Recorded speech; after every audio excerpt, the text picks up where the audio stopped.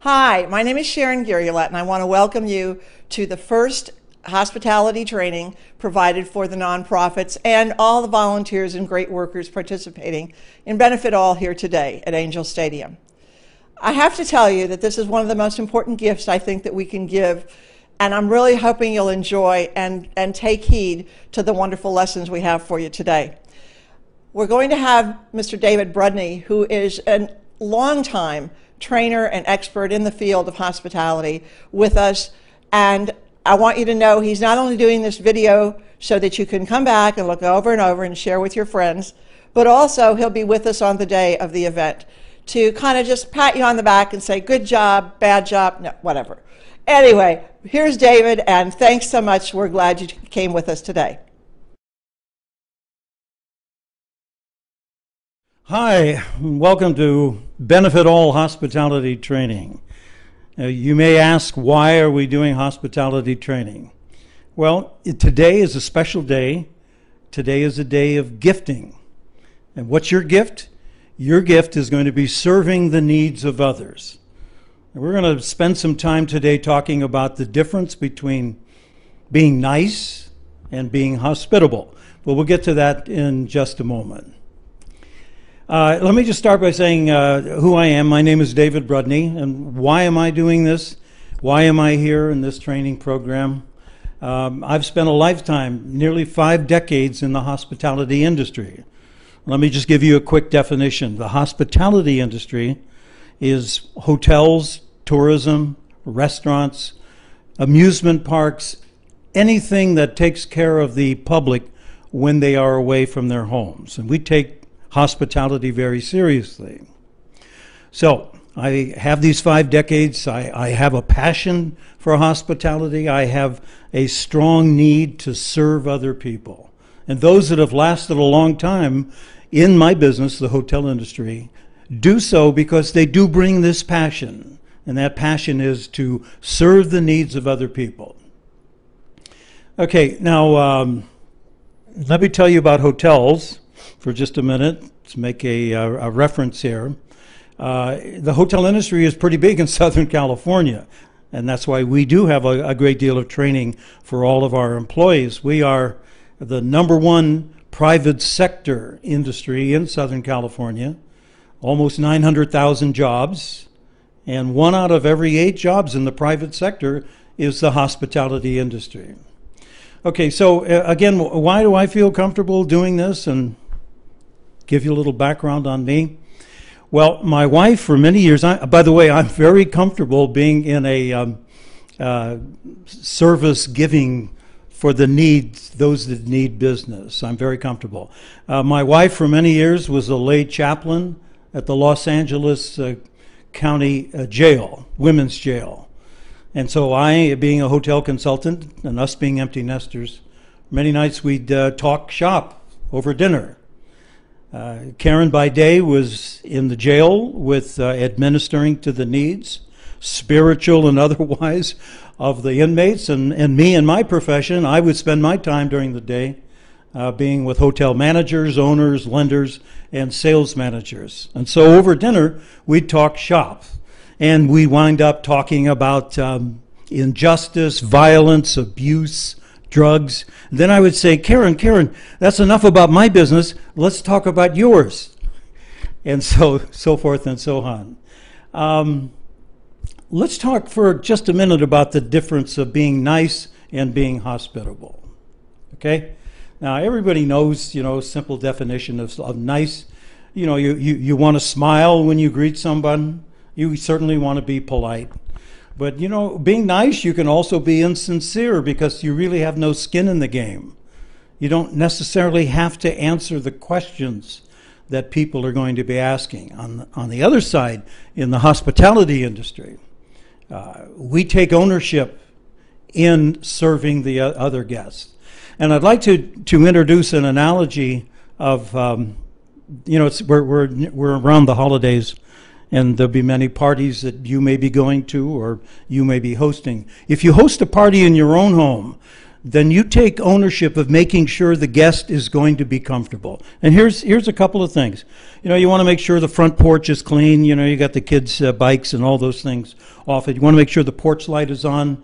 You want to canvass the street to make sure there's places for people to park. If they can't park, they're going to be upset by the time they come into your home. You want to make sure that you have a closet or some place where you can hang wraps. You want to make sure that if someone has come there and they need to do something, they give you a special request, I can't eat this, I can't eat that you can accommodate that. And in general, you want to make sure that the guest in your home is going to be comfortable and is going to enjoy themselves. And that's part of what we mean by being hospitable. It's making sure it's anticipating the needs of everyone else. In our business, just a couple of examples, Ritz-Carlton and Four Seasons, they take the hospitality culture very seriously. They have what they call a policy of 5, 10, and first and last. And it's really kind of interesting when you think about it. I don't know how many of you have stayed in a Four Seasons or a Ritz-Carlton, but the 5, 10 works this way. When any employee sees a guest walking directly towards them or by them, within 10 feet, the employee must make eye contact. And when they get within 5 feet, the employee must speak. And then the other one is first and last. The employee speaks first and then speaks last. And sometimes when the guest says thank you very much and walks away, the guest will invariably have to say something else because they must speak last. There's a difference between a good hotel and a great hotel. It's also relevant for what you're doing and what you're asked to do today. In a good hotel, the employees know the names of the guests. But in a great hotel, the guests know the names of the employees. Now just imagine somebody arriving at a hotel and asking, is Charlie still here? Is the bellman? I want to use Charlie this time. You imagine the impression that Charlie made on that guest the last time they were there. All of these things, 5, 10, first and last, difference between good and great hotel. The we, me, I came from a culture with Westin hotels where we were trained to never use I, never use me, never use mine. It's we, ours, and us. This is our hotel, and we're very glad to have you here. And what does that do that makes a great impression on the guest? The guest begins to feel a little more appreciated, recognized, and valued. And that's what we want to try to do here at Benefit All. We want to make everyone that you come in contact with feel valued and recognized. So finally, and by the way, this doesn't apply just to the gifters. It doesn't apply to the sponsors, but also the donors, the attendees, the entertainers, everyone that has volunteered their services. We want to make them all feel that way, and that's where you come in. That's why it's so important for your adopting a hospitality culture. So here's a quick checklist for us to finish this segment. First of all, by all means, leave your problems and your egos in the glove compartment. No one wants to hear today what you had to do and the sacrifices you had to make. So that's pretty obvious, but try to remember that. Of course, you need to smile. Smile is extremely important. But more important than the smile is the eye contact. The eye contact is very, very critical with each person that you come in contact with. If you're not supposed to be seated, you need to stand. Standing shows respect, recognition of the person that you're speaking with. And by all means, you got to show interest. Show interest in the person from the minute you make eye contact. And here's what should be going on in the back of your mind. How can I help? What will this individual need from me? What kind of needs are these folks going to need? What kind of questions are they going to ask? And gee, if I can't answer those questions, who can? Who can answer those questions? How can I take this person to someone who will be able to answer the question? Think about that all in advance.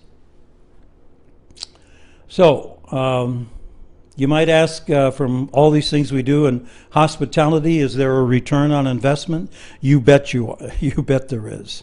The real return on investment is that by doing these things, The guest feels recognized, the guest feels valued, and the guest would be more apt to return to that place of business. That's the biggest return on investment I can share with you.